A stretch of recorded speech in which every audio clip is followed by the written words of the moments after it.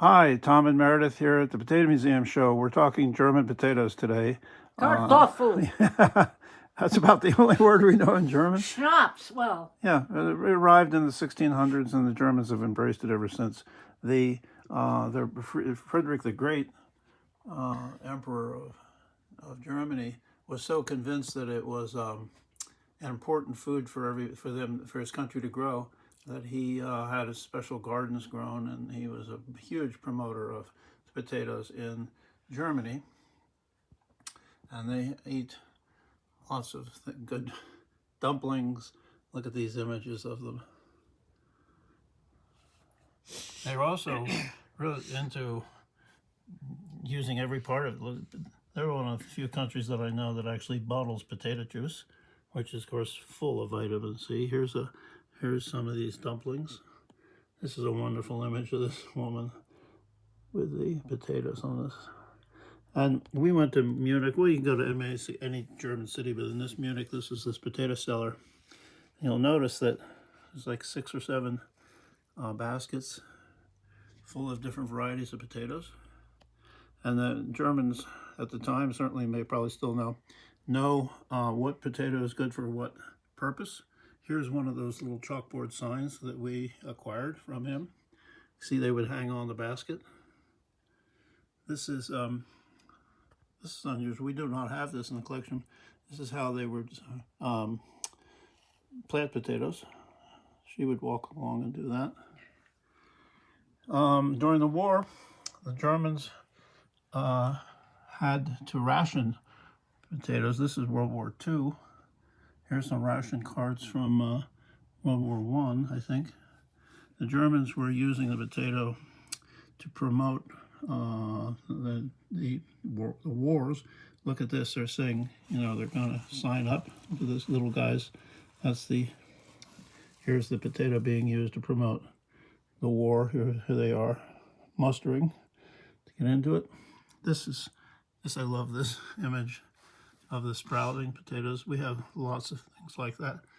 I visited Offenburg in the southwestern part of the country. They had a statue to Sir Walter Raleigh standing in the center there. He's holding potatoes, and there's potatoes decorating around it. And this statue was a mistake because Walter Raleigh did not. They erected it because they thought he had. Sorry, Francis Drake. For Francis Drake, yeah. Thank you for putting that on. He did not bring the potatoes to Europe. He may have brought some, but he was not the originator of it. But the Germans thought it was so.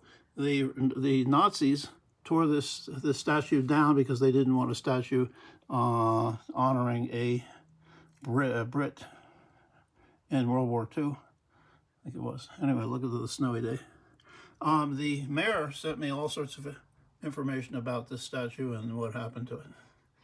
I love these. Look at these kids. They're fascinated with their father peeling potatoes. What a great image. The Germans seemed to, this was in the 80s, the 70s, were showing women. This woman's holding potatoes. This was an article from a big news magazine. This is schnapps, by the way. This is a great label, but they're also women 1977. tossing, as it was the 70s? 77. Tossing potatoes. Here's a woman standing in them, and this woman is, of course, sitting on a big potato. Women being frivolous and, enticing. I'm going to hand the camera carefully over to Meredith. Oh, watch out. Here you go. Can you? There. Okay. And I'm going to sit down. Just sit. Let's look at this. Look at this. Fanny was a company that's now owned by Unilever, I think. This is great. They made all sorts of ready prepared mashed potatoes and dumplings and all that. But this is a great little booklet about the company. And look at the stylized potato plants. Does this have recipes in it? Yeah, I'm going to just flip through it here. So it's basically a history of the company. Oh, there's... And the history of the potato in Germany. Alemania. Yeah. And also the company. This guy who started this company started a collection of potato art and he had a potato museum for a while. I think they closed it though. What I know a lot about the potato, what inspired me to keep going with this was this man. This is Willem Volkson. And he was a potato engineer and a scientist, but he got interested in the potato in art and literature. And he wrote a book about this subject. And I think this really spurred me on to realize there's a lot more to the potato story than just its history and its culinary aspects. The potato has inspired artists.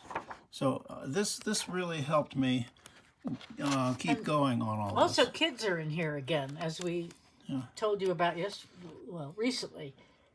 Kids and potatoes are in here too. Yeah, I mean, he also pointed out that the Inca and the ancient prehistoric people of South America who first adopted the potato, cultivated it. They had all of these artworks that were important to them. So he was seriously important person in me understanding this, and he took me to a restaurant in Hanover.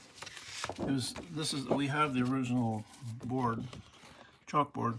Look at this potato special. This restaurant was all potatoes. Every part of it. This is just their potato specialties. Very well known stuff. And then look at here. And then all of their special cart. I'm getting hungry. Yeah. Uh-oh. I wanted to show you. Here's that guy. Kartoffel.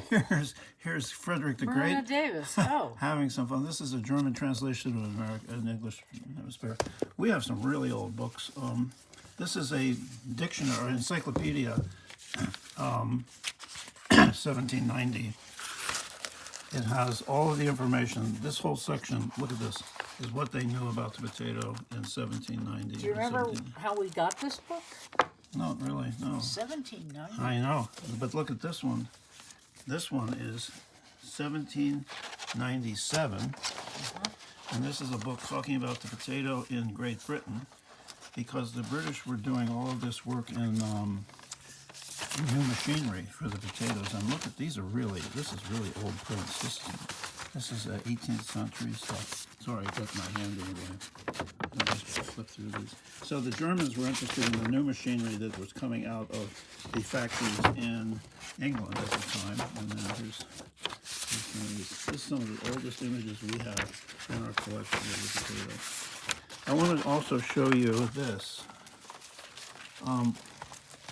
So there was an article about what we were doing in Smithsonian in Washington when we had the exhibit there, and this reporter wrote Gulliver. He's the name of our son.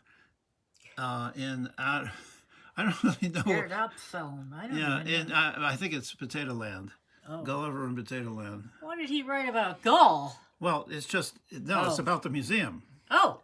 But Gulliver was, I guess, part of so that prompted all sorts of people to send us information. This guy's claiming that his ancestors were the first people to bring potatoes to Germany. This scientist here sent us all sorts of his research. It's all in German, however. Look at this. Look at this.